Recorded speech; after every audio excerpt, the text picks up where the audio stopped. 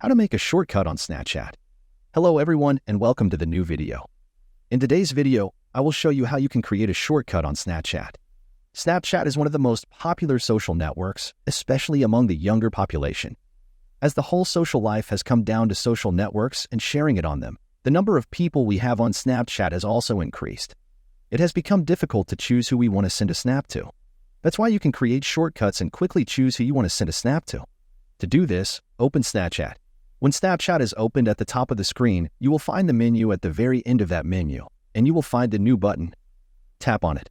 A window will open where you can see the current shortcuts as well as a button to create a new one. We will tap on New Shortcut.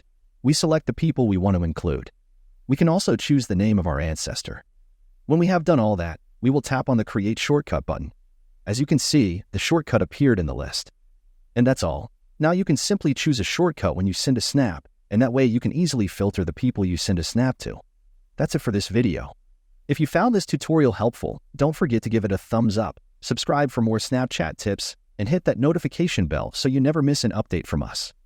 Thanks for watching, and I'll see you in the next one.